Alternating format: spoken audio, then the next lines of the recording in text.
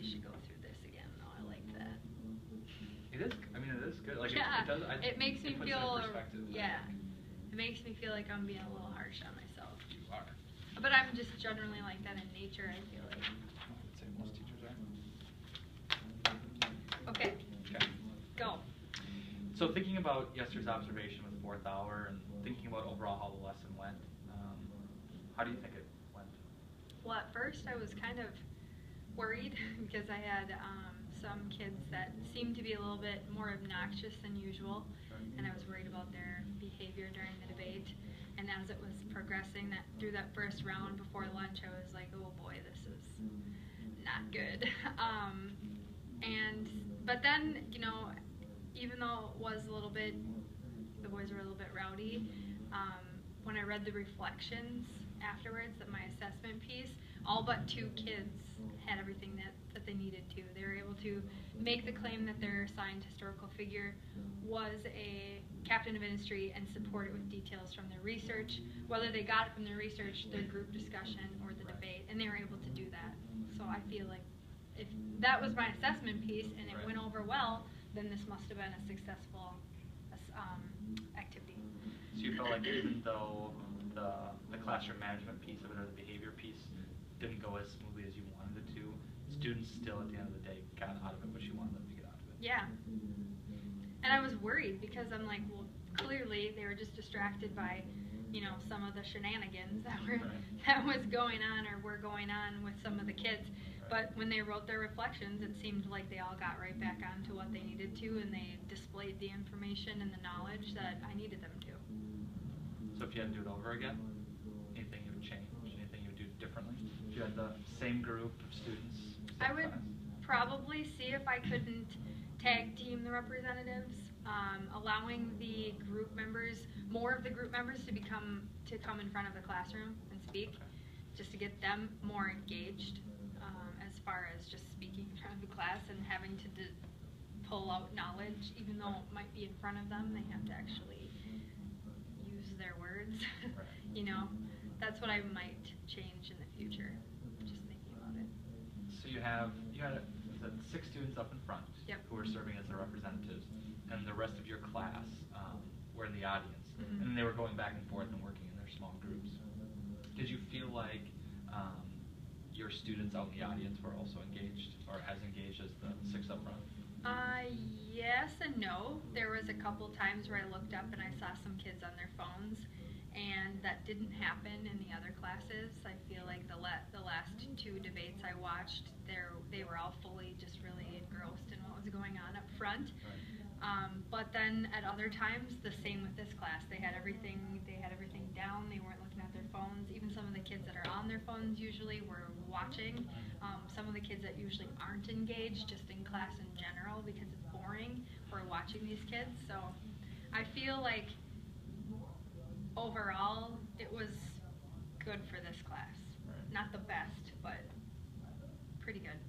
And so by possibly doing like the swap with the representatives, you might have a better chance of getting even more students to be more actively engaged. If I could somehow develop a way to have them randomly selected from their group, then that would keep them on their toes maybe, so they don't have to be, oh, well, I'm not one of the 3 people going up there, therefore I don't have to do any work.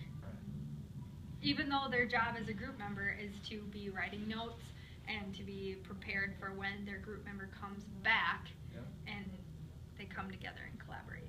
Right. So if we talked about, or you started earlier, or the start of the post-observation, about not feeling super comfortable with the way just the classroom management, the behavior aspect of things went. And we talked a lot in the pre-observation about creating the rapport with students and the importance of creating that rapport with students. Looking back and thinking about this lesson, and maybe even now at the end of the semester, thinking about this class in general, is there anything that you would do differently in regards to that? Yeah, I think I wouldn't be so lenient, meaning I would probably, I'm not saying I let them bounce off the walls, but I do think that I let some things slide that most teachers wouldn't, or maybe other teachers wouldn't, just as far as comments that were being thrown out. I mean, we're not talking swear words, we're just talking like, okay, you're just being obnoxious. And the ponytail thing, like when he put his hair in a ponytail and it was a big deal. I mean, Right. maybe most teachers would be like, okay, you got to take that out. It's distracting. That kind of thing, I feel like maybe next time I would do. I would just be more clear on my expectations, and once I felt comfortable enough with that rapport, I would just actually call him out and say, no, you can't do it. And I have done that. It's just, I felt like the more I did that, the more I would lose him. And so next time, I feel like I would just ease into that, because I felt like maybe I was just a little lenient, a little too lenient on their behavior, specifically the group of boys I was talking about earlier. Right. Do you feel like you'd be able to have those expectations for them in the forefront, make sure they were clear expectations Yeah. to kind of head away the different things that Yeah. might have I mean, the happened? last thing I want to do is kick him out. I Right. really don't want to kick him out. I feel like once you kick him out, you kind of lose him. Right. I know it's necessary, and I have. There's actually a student in here who I have kicked out twice. But then what really helped us was a meeting with the dean, so I could just say, hey, here's where I am. Right. Here's where I am. And this is where I'm coming from. And now he just said today, because him and I were kind of going back and forth, not really in a rude way, but he was just kind of saying some weird things, and I was just like, what? And he didn't get mad at all. And I told him, I'm like, hey, I just want you to know I appreciate that you didn't get upset at anything that I was saying to you. And he literally goes, oh, yeah, I don't get mad. In my mind, I'm like, what? This wasn't the case before. And he Right. goes, and I go, really? And I was like, what happened last time? And he goes, but we're friends now.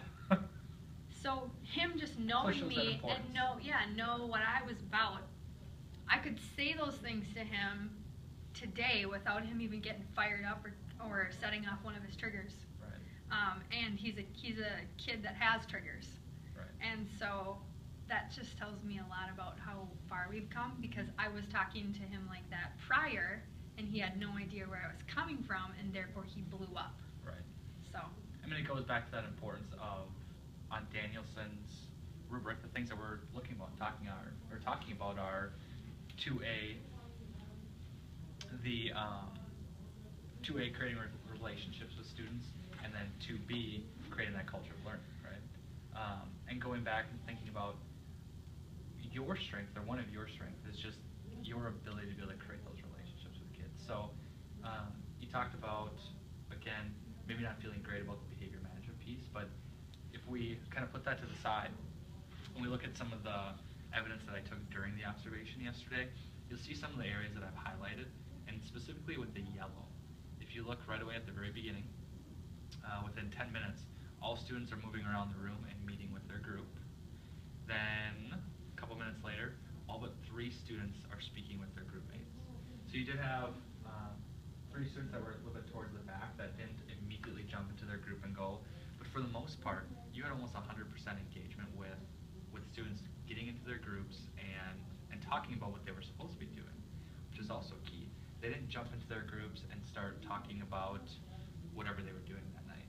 Even the groups that were sitting near me, as I was kind of walking around, they were talking about Henry Ford, they were talking about Carnegie, they were talking about Rockefeller, so they were doing the things that they needed to do. Then you go a little bit further, approximately 19 students are facing forward and looking at students who are seated at the front. So once you actually got going with the debate, you had your 6 students up front, the rest of your audience was facing forward, and they were ready to begin the debate. And the other, I think it was 5, yeah, the other 5 students were actually working on the debate. And it was that time when you were kind of like, all right, let's get going, let's keep going. But those 5 students were doing exactly what they needed to be doing. Go a little bit further.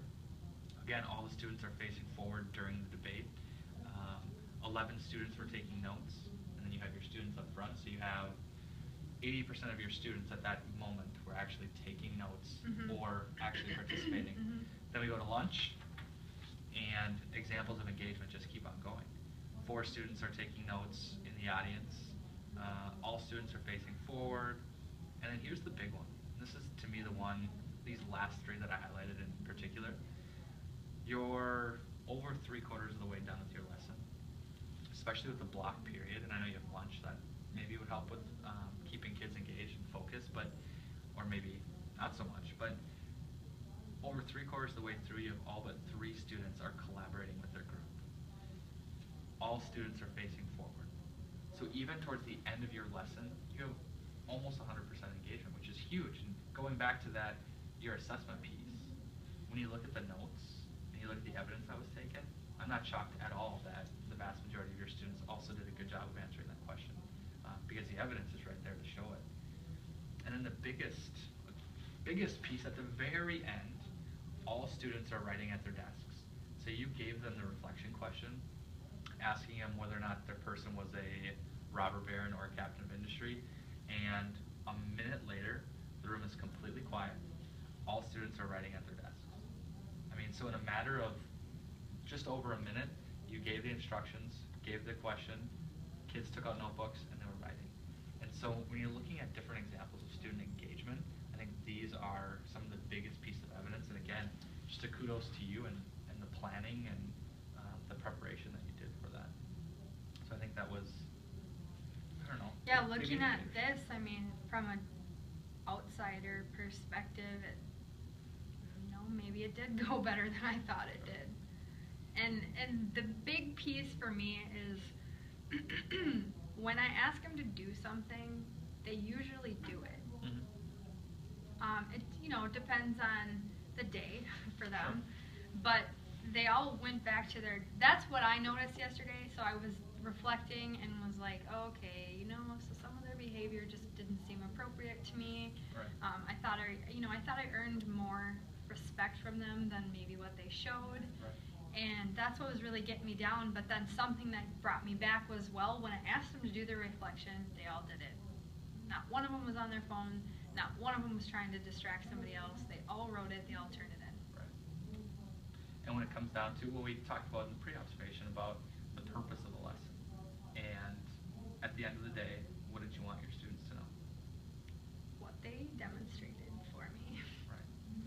And so it's a good, again, as I looked at the different things in the evidence, the pink, or the areas that are highlighted pink, are moments when you had a handful of students, 2 students on their cell phones, 2 students using a phone, things like that, where as you're actively walking around, the kids put their phones away. Mm-hmm. So there were moments of that, but as you're walking around, you're doing a great job. You were doing a great job of monitoring that.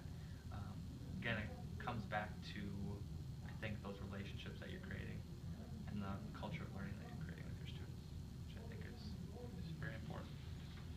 So if you look at the other aspects of things, kind of the highlights, if you will, as thinking about your observation, talks about the activity and lesson that I observed, and then going down to specifically 3B, using questioning discussion techniques, and then 3C, engaging students in learning, were the 2 components that we were talking about looking at.